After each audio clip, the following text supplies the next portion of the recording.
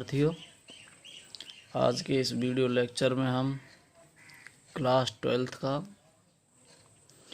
11वां chapter त्रिविमीय ज्यामिति 3 dimensional geometry बहुत ही important है और वेक्टर अलजेब्रा जिससे वो संबंधित है, इसमें उसका पूरा रोल रहेगा। जिस पर अच्छे तरीके से वेक्टर अलजेब्रा आता है वो त्रिविमीय ज्यामिति को अच्छे से कर ले जाएगा, और जिसने अभी नहीं किया है तो हमारे वो वेक्टर अलजेब्रा की जो वीडियोज़ हैं उनको देखें, उसके पश्चात इस चैप्टर को करें। तो आइए देखते हैं इसमें पहला कंसेप्ट क्या है। जो पहली एक्सरसाइज है 11.1 उसका इंट्रोडक्शन करेंगे, बाद में हम एक्सरसाइज के क्वेश्चन करेंगे। पहला कंसेप्ट है रेखा के दिक् कोसाइन और दिक् अनुपात। रेखा के दिक् कोसाइन क्या होते हैं? तो रेखा के दिक् कोसाइन और दिक् अनुपात मतलब direction cosines and direction ratio of A line. तो सबसे पहले रेखा के दिक् कोसाइन के बारे में पढ़ेंगे हम। रेखा के दिक् cosine,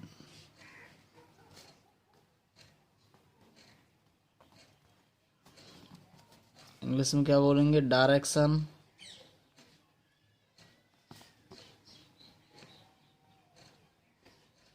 cosines of A line. क्या पढ़ेंगे सबसे पहले? रेखा के दिक् कोसाइन। बेटा ये कोई 3D स्पेस है,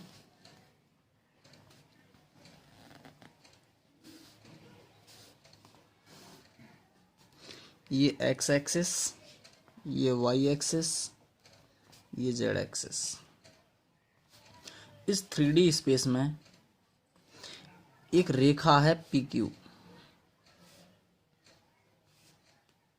माना एक रेखा पी क्यू जो कि अंतरिक्ष में है, और एक रेखा ओ आर, ये मूल बिंदु ओ है, एक रेखा ओ आर मूल बिंदु ओ से होते हुए पी क्यू के समांतर खींची गई है। यदि यह रेखा O R O X O Y और ओ जेड के साथ अल्फा बीटा और गामा कोण बनाती है। कैसे कैसे बना रही है?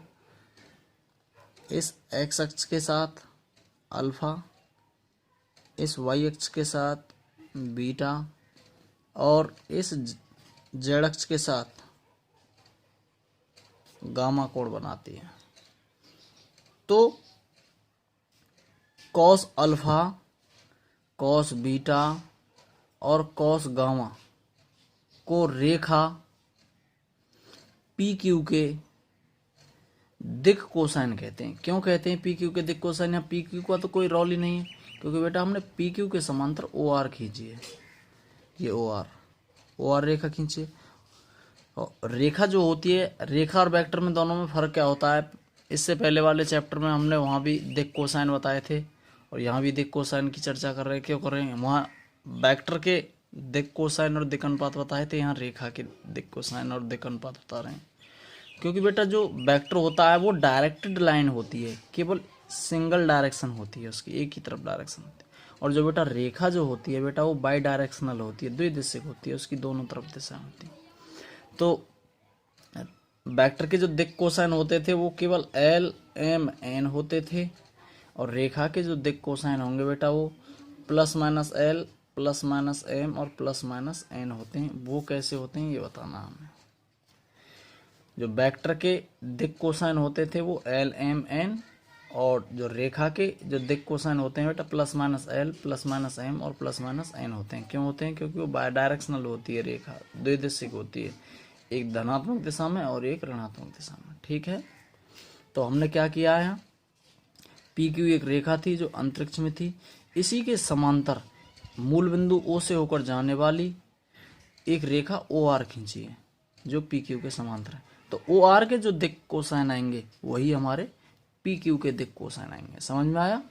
तो दोबारा बोले देता हूं, क्या क्या लिया हमने। माना एक रेखा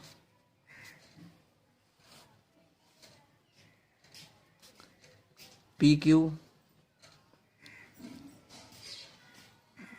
अंतरिक्ष में है। एक रेखा OR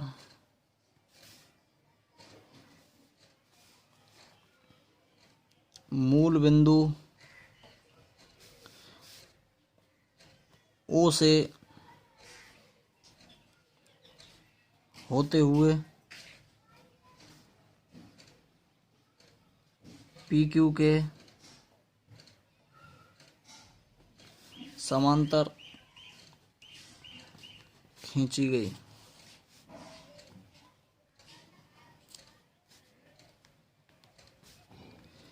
यदि OR अक्ष, ये OR अक्ष OX OY तथा OZ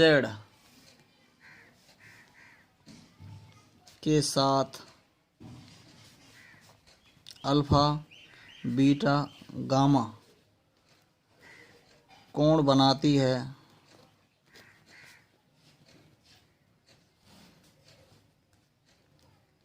तो कॉस अल्फा, कॉस बीटा,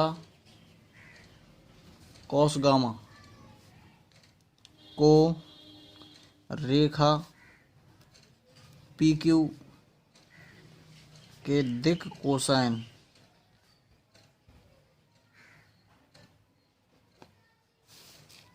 कहते हैं।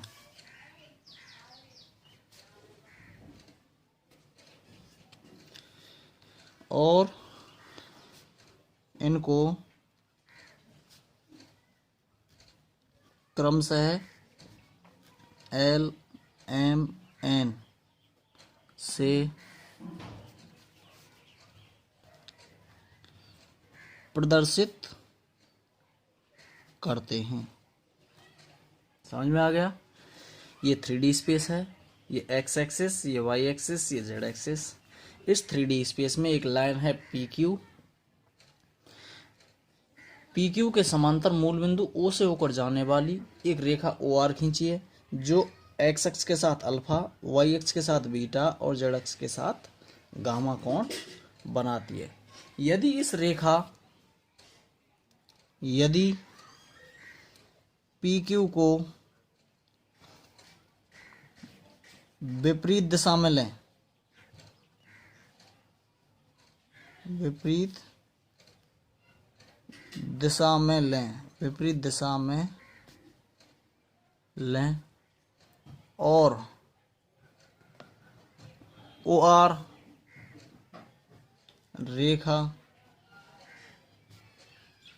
PQ के समांतर हो तो देखना PQ के समांतर OR को विपरीत दिशा में कैसे लेंगे, ऐसे लेंगे, ऐसे इमेजिन कर देंगे, ऐसे ऐसे बढ़ा देंगे, ऐसे OR। तो देखना बेटा इस x अक्ष के साथ ही OR कितना कोण बना रही, अल्फा कोण। तो ये एक सीधी रेखा हो जाएगी, रेखा के एक ही ओर के कोणों का योग बेटा 180 अंश होता है। तो ये अल्फा हो गया, तो ये वाला कोण कितना हो जाएगा बेटा, ये हो जाएगा पाई माइनस अल्फा। बेटा जब ये केवल बीटा है तो ये वाला कोण कितना हो जाएगा, पाई माइनस बीटा।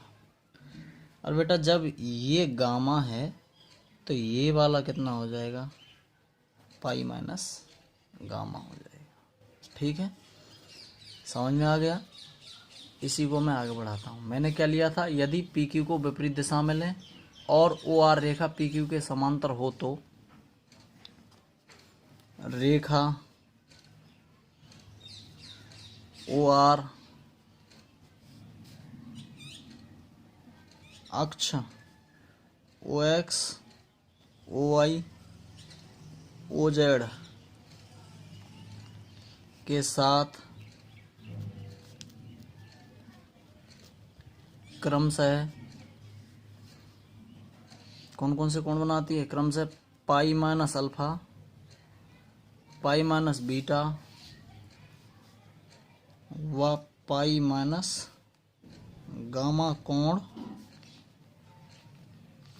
बनाती है।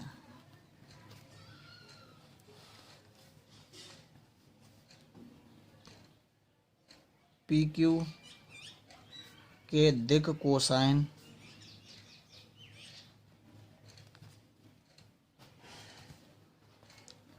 कॉस पाई माइनस अल्फा,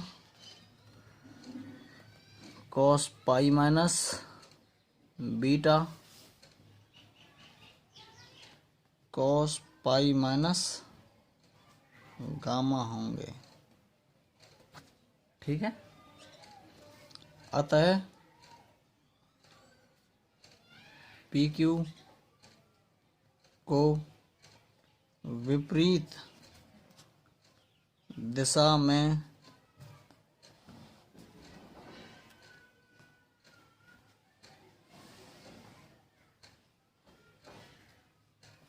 लेने से दिक कोसाइन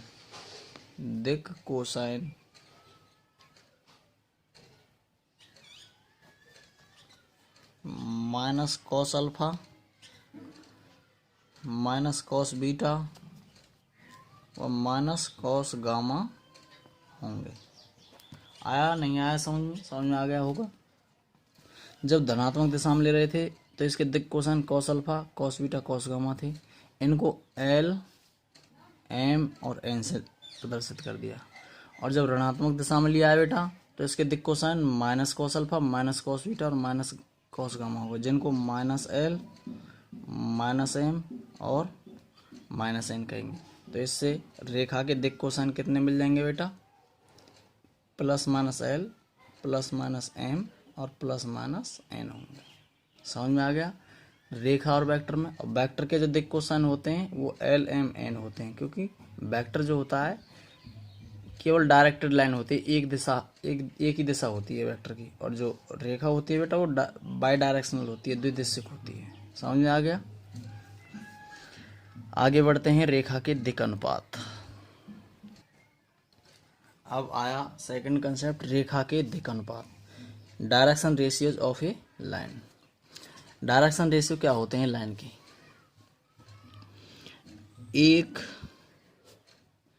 रेखा के दिक कोसाइन मतलब दिक कोज्या, दिक कोसाइन में समानुपाती, एक रेखा के दिक कोसाइन में समानुपाती संख्याओं को रेखा के दिक अनुपात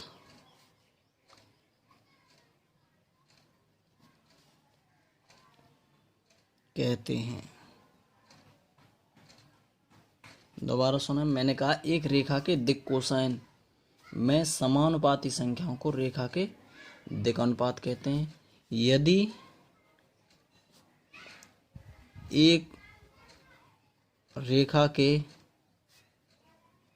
दिक कोसाइन एल एम एन, दिक कोसाइन कितने? एल एम एन व दिक अनुपात ए बी सी हों, तब किसी शून्येतर, शून्येतर का मतलब बेटा नन जीरो, शून्येतर लैम्बडा बिलोंग्स टू आर के लिए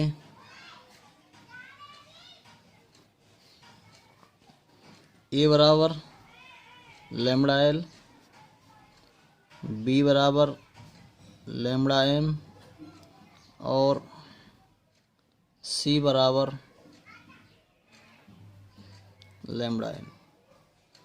मतलब दिक् कोसाइन तो बेटा LMN है और दिक् अनुपात ABC है, तब शून्यतर लैम्डा बिलोंग्स टू आर, शून्यतर मतलब नन जीरो, मतलब लैम्डा की वैल्यू जीरो नहीं है, तो लैम्डा बिलोंग्स टू आर के लिए ए बराबर लैम्डा एल, बी बराबर लैम्डा एम, ABC तो है बेटा दिक् अनुपात और LMN दिक् कोज्या है, दिक् कोसाइन है, तो ए बराबर लैम्डा एल, बी बराबर लैम्डा एम और सी बराबर लैम्डा एन हो। माना एक रेखा के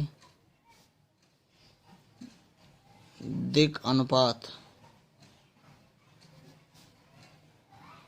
ABC और रेखा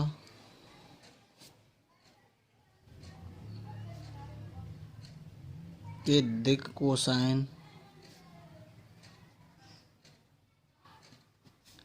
LMN है, तब L/A बराबर M/B बराबर N/C बराबर कोई कांस्टेंट राशि है K, माना या यहाँ लिख दें जहाँ K एक अचर राशि है। अभी बताया मैंने दिक् कोसाइन में समानुपाती संख्या को दिक् अनुपात कहते हैं।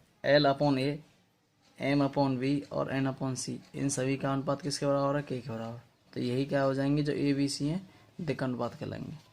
तो यहाँ से क्या मिल जाएगा? L बराबर A के, M बराबर B के और N बराबर C के। इसे क्या नाम दे दिया? Equation first. परंतु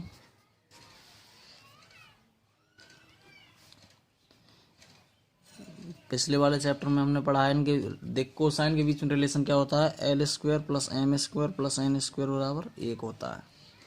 तो बेटा L की वैल्यू कितनी? 1 है, तो 1 का स्क्वायर प्लस M की वैल्यू कितनी है? B के, इसका स्क्वायर, N की वैल्यू कितनी है? C के, इसका स्क्वायर बराबर 1। तो ये कितना हो जाएगा?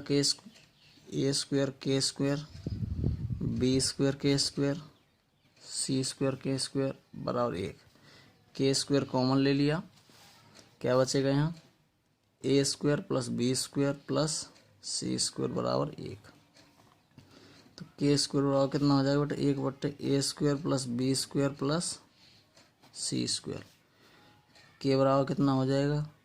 Plus minus 1/√A² plus B² plus C²। तो K बराबर कितना आ गया? Plus minus 1/√A² plus B² plus C²।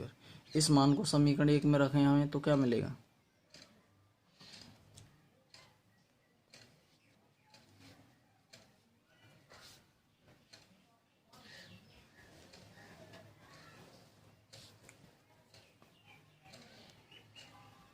तो इस के मान को, के का जो मान दे रखा है K बराबर plus minus 1/√A² plus B² plus C², इस मान को समीकरण 1 में रखो।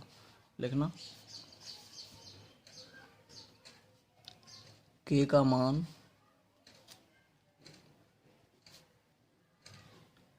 समीकरण 1, पेन बीत गया।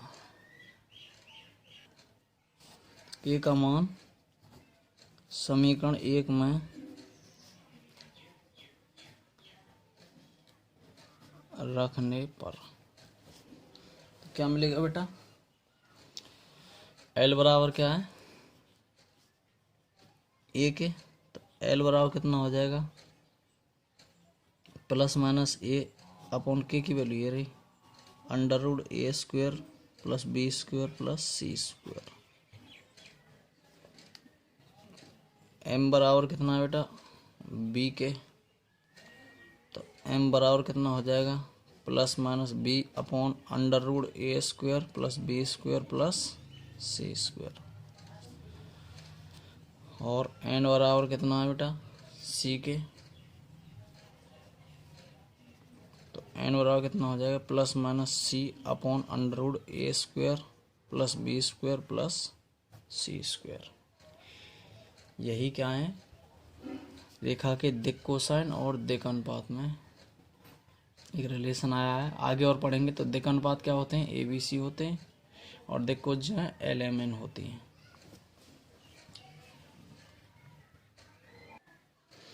तो हमें क्या निकालना है, रेखा की दिक् कोसाइन में संबंध, relation between the direction cosines of A line. ये कोई 3D स्पेस है,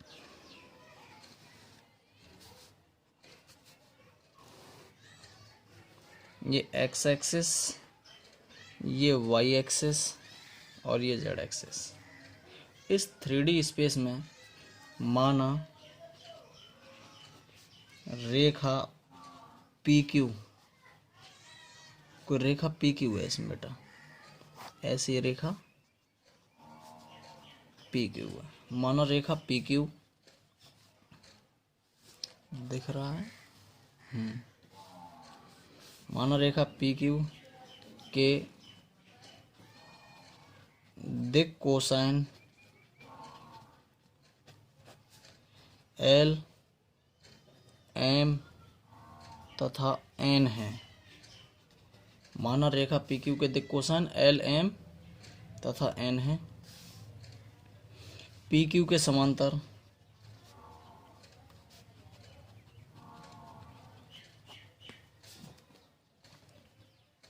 PQ के समांतर एक रेखा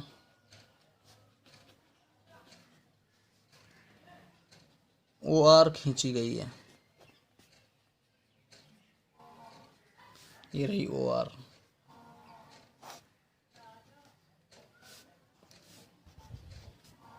OR खींची गई है जो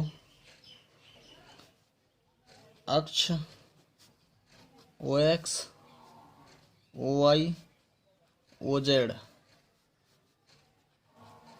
के साथ अल्फा, बीटा, गामा कोण बनाती है।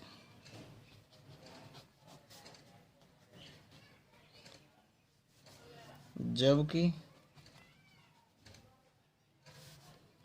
R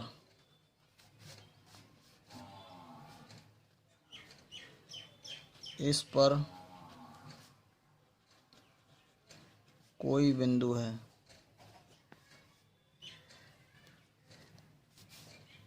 जिसके निर्देशांक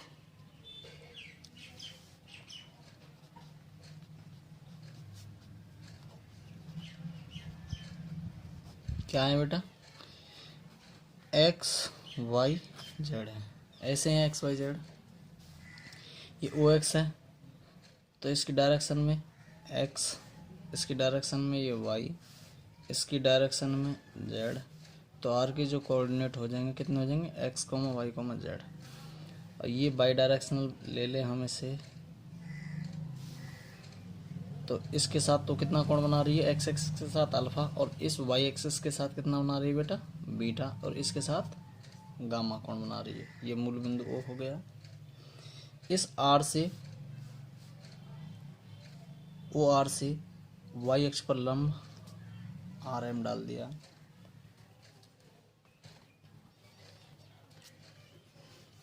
अब बिंदु R से OY अक्ष पर एक लंब खींचा गया है जो कि RM है।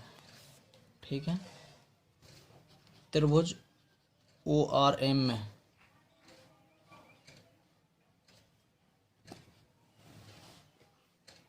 त्रिभुज ORM में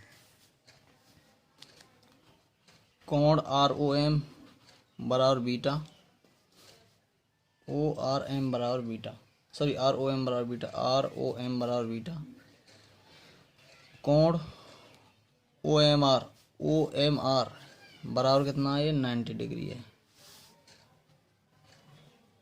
90 डिग्री समकोण है।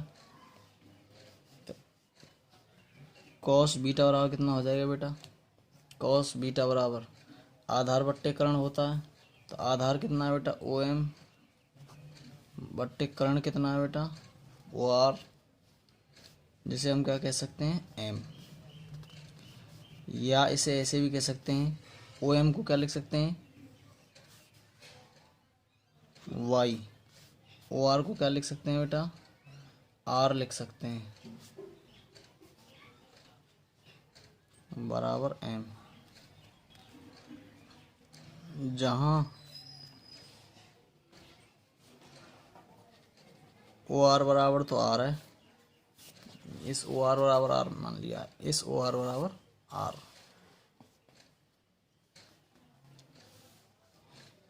इसलिए क्या हो जाएगा? y बराबर एम आर हो जाएगा। इसी प्रकार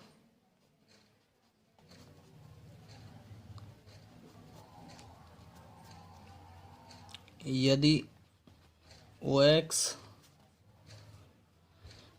ओ जेड पर आर से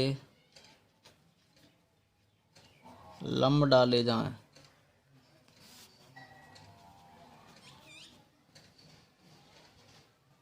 तब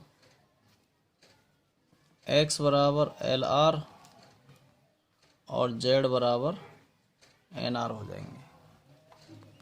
जैसे यहाँ लंब डाला है ये बेटा, इसमें हमने ये लंब डाला है ओ आर से वाई अक्ष पर आर एम, तो ऐसे ही ओ आर से इस एक्स अक्ष पर और इस जेड अक्ष पर लंब डाले जाएं, तो क्या कंडीशन मिलेगी? जैसे यहाँ वाई बराबर एम आर मिला है, तो एक्स बराबर एल आर मिलेगा और जेड बराबर एन आर मिलेगा। ठीक है, आगे बढ़ते हैं। तो अब क्या हो जाएगा? ओ आर स्क्वायर बराबर कितना हो जाएगा? X square plus Y square plus Z square. O R का परिमाण कितना लिया हमने? ओ आर की वैल्यू लिया बेटा हमने आर, तो कितना हो जाएगा ये? आर स्क्वायर बराबर एक्स स्क्वायर की वैल्यू कितनी हो जाएगी? एक्स की वैल्यू एल आर है, तो एल आर का स्क्वायर, वाई की वैल्यू एम आर है, एम आर का स्क्वायर, और जेड की वैल्यू कितनी है? एन आर, उसका स्क्वायर। तो आर स्क्वायर बराबर कितना हो जाएगा? L square R square, M square R square, N square R square. R square बराबर एल स्क्वायर, इसमें से आर स्क्वायर कॉमन ले लिया, तो L square plus M square plus N square हो जाएगा। आर स्क्वायर से आर स्क्वायर कैंसिल, तो कितना बचेगा? एक बराबर L square plus M square plus N square. इसलिए हम क्या लिख सकते हैं? L square plus M square plus N square बराबर एक। ये रेखा के दिक कोसाइन में संबंध आ गया। ठीक है, अगला पढ़ते हैं दो बिंदुओं को मिलाने वाली रेखा के दिक कोसाइन। तो दो बिंदुओं को मिलाने वाली रेखा के दिक कोसाइन ज्ञात करने में, कि दो बिंदु हैं पी और क्यू, उन दोनों बिंदुओं को मिलाने वाली रेखा के दिक कोसाइन कैसे ज्ञात करेंगे? तो direction cosine of A line passing through two points. Process हमारी वही रहेगी।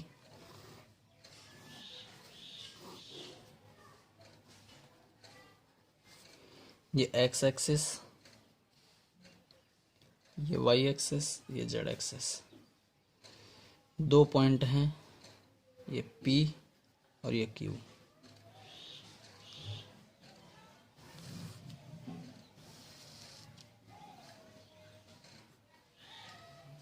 ये आर, ये एस,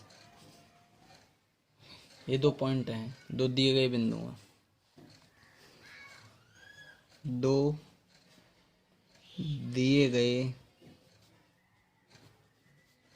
बिंदुओं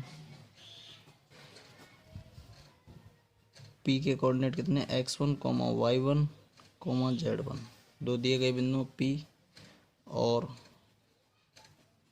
क्यू के कोऑर्डिनेट कितने? x2 y2 z2 से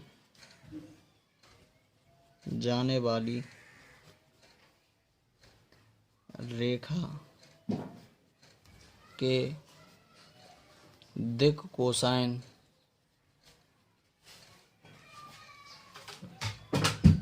को निम्न प्रकार से ज्ञात करते हैं।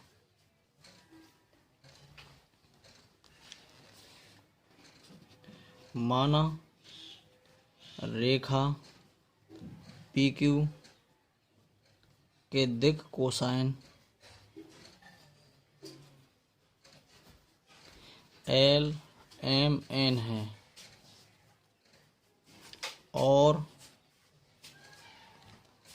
यह XYZ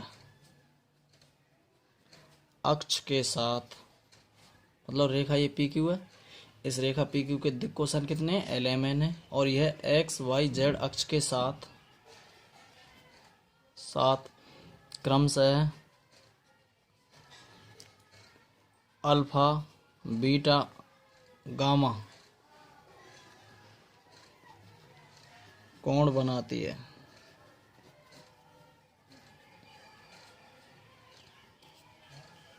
माना P और Q से लंब खींचा, P और Q से लंब खींचा जो XY तल को, ये रहा XY तल को R तथा S पर मिलता है और P से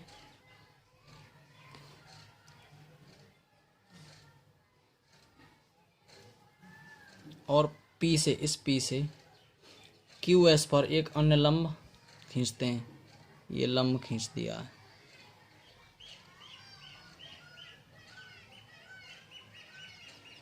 तो यहाँ कितना कोण बन रहा है बेटा? ये गामा कोण बन रहा है। सपोज दैट इसे ऐसे आगे बढ़ाएं तो ये दोनों समांतर हैं तो बेटा ये एक अंतर कोण से यहाँ भी कितना हो जाएगा? गामा कोण हो जाएगा। तो हमें क्या लिखना था यहाँ? और P से, इस P से QS पर एक अन्य लंब खींचते हैं जो N पर मिलता है। P से एक अन्य लंब खींचते हैं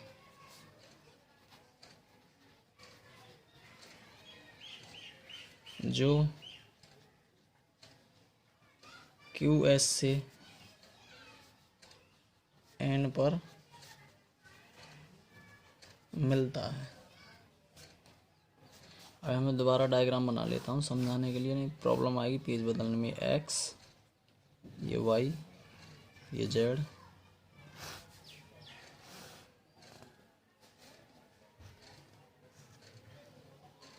PQ, PN, S, R, यहाँ गामा कोण और यहाँ भी गामा कोण।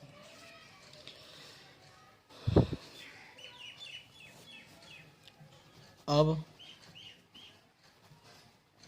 समकोण त्रिभुज PNQ में लेना बेटा। PNQ में यहाँ 90 डिग्री का है, तो PNQ में क्या मिल रहा है? कोण PQN बराबर क्या है? गामा। PQN बराबर गामा। कोस गामा बराबर कितना हो जाएगा बेटा? कोस गामा बराबर आधार बट्टे कर्ण। आधार कितना है बेटा? NQ बट्टे कर्ण क्या है बेटा? PQ। और NQ को क्या लिख सकते हैं? ये NQ है। कौन सी अक्ष के पैरेलल है बेटा? ये Z अक्ष के पैरेलल है। तो इसकी कंडीशन क्या हो जाएगी बेटा? Z2 माइनस Z1 बट्टे पी क्यू हो जाएगी, Z2 माइनस Z1 बट्टे पी क्यू। इसी प्रकार क्यों हो जाएगी वो चीज़ और बताऊँ, क्योंकि पी के जो कोऑर्डिनेट हैं बेटा x1 y1 z1 है, और इसके कोऑर्डिनेट हैं x2 y2 z2। तो इसकी कंडीशन लगाएंगे, जब हम मूल बिंदु से कंडीशन लगाएंगे तो क्या हो जाएगी, सपोज दैट ये मूल बिंदु O है, तो इसके जो कोऑर्डिनेट हैं P के कोऑर्डिनेट कितने हैं x1 y1 z1, इसकी लोकेशन ये हो जाएगी, और Q के कोऑर्डिनेट कितने x2 y2 z2। तो जब इन दोनों के बीच में हमें ये डिफरेंस निकालना है, ये तो x अक्ष के कोऑर्डिनेट हो जाएंगे। x अक्ष के कैसे हो जाएंगे, देखो यहाँ से यहाँ की इसकी स्थिति कितनी है बेटा x1, यहाँ से इसकी यहाँ की स्थिति कितनी होगी बेटा x2, और हमें कितनी निकालनी है Pn की निकालनी है। जब Pn की निकालेंगे तो क्या हो जाएगा, सॉरी ये y की हो जाएगी बेटा, गलती कर गए हम, कोई बात नहीं, ये y1 हो जाएगा और ये y2 हो जाएगा।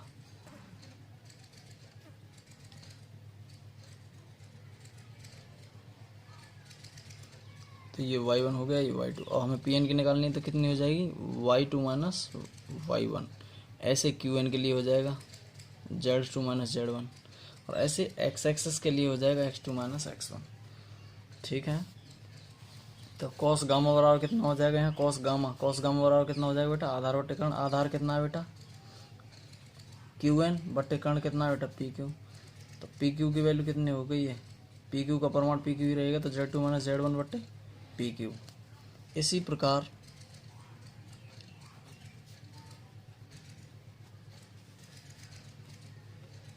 कॉस अल्फा बराबर आधार बटे कर्ण, तो कॉस अल्फा बराबर आधार बटे कर्ण के लिए क्या करना हो जाएगा बेटा x2 माइनस x1 बटे PQ, तथा कॉस बीटा बराबर y2 माइनस y1 बट्टे PQ कंडीशन हो जाएगी। कॉस अल्फा की वैल्यू निकल गई, कॉस बीटा की वैल्यू निकल गई। अतः बिंदुओं P के कोऑर्डिनेट कितने x1 y1 z1 तथा Q के कोऑर्डिनेट x2 y2 z2 को जोड़ने वाले रेखाखंड PQ के दिक् कोसाइन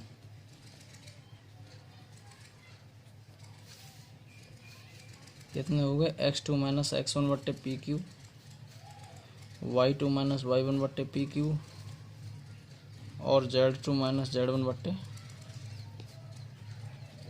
PQ हैं, तथा x2 minus x1 y2 minus y1 z2 minus z1 रेखा PQ के दिक् अनुपात हैं।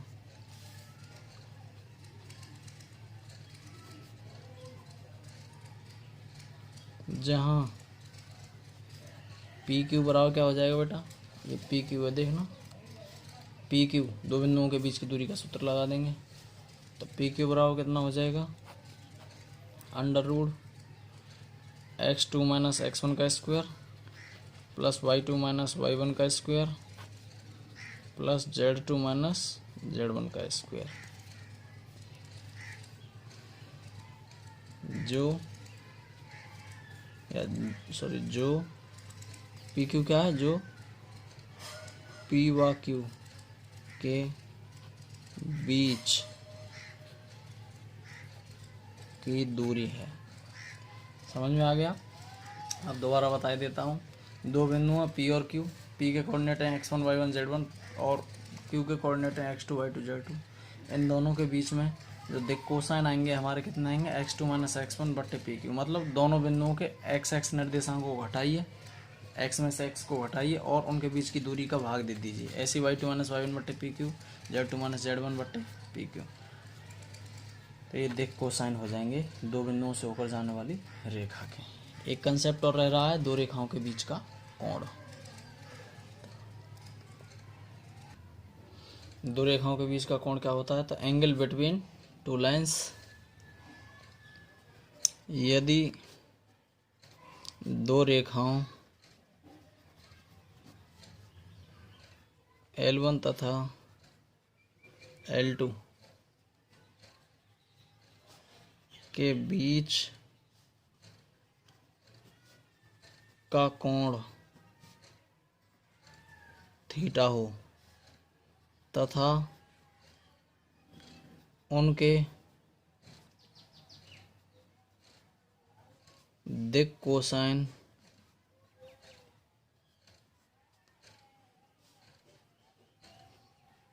क्रमशः, पहली वाली रेखा L1 के दिक् कोसाइन कितने हो जाएंगे? L1, N1, N1 तथा दूसरी वाली रेखा L2 के दिक् कोसाइन L2, M2, N2 हों तो cos थीटा बराबर हो जाएगा L1 L2 plus M1 M2 plus N1 N2। तो cos थीटा बराबर कितना हो जाएगा? L1 L2 plus M1 M2 plus N1 N2 हो जाएगा। क्यों हो जाएगा ये चीज़ और बता दूं मैं आपको। क्योंकि बेटा दो वेक्टर के बीच का कोण क्या होता है? जैसे एक वेक्टर ये है, ये दूसरा वेक्टर ये बी है, ये वेक्टर ए, ये वेक्टर बी, इन दोनों के बीच में कोण थीटा है। तो दोनों के बीच का जब हम कोण ज्ञात करते थे तो क्या होता था बेटा? cos थीटा बराबर ए डॉट बी बट्टे मॉडुलस ए इंटू मॉडुलस बी, यही होता था। सपोज दैट वेक्टर ए को क्या लिख सकते हैं? हम लिख सकते हैं A1 आई कैप B1 जे कैप प्लस C1 के कैप, और वेक्टर बी को लिख सकते हैं A2 आई कैप प्लस B2 जे कैप प्लस C2 के कैप। अब A डॉट बी निकालें हम, तो A डॉट बी बराबर कितना हो जाएगा? A1 आई कैप प्लस B1 जे कैप प्लस C1 के कैप डॉट A2 आई कैप प्लस B2 जे कैप प्लस C2 के कैप। अब इनका डॉट प्रोडक्ट करेंगे तो क्या मिलेगा? A1 A2 plus B1 B2 plus C1 C2। बेटा मॉडुलस ए निकालेंगे तो मॉडुलस ए कितना हो जाएगा? Under root A1 square plus B1 square plus C1 square, और मॉडुलस बी कितना हो जाएगा? Under root A2 square plus B2 square plus C2 square. इन वैल्यूओं को उठा करके यहाँ रखें तो क्या मिलता है हमें? cos थीटा बराबर ए डॉट बी की वैल्यू कितनी है बेटा? A1 A2 plus B1 B2 plus C1 C2 upon modulus A की वैल्यू कितनी है? Under root A1 square B1 square plus C1 square into A2 square plus B2 square plus C2 square. cos theta बराबर, देखना ये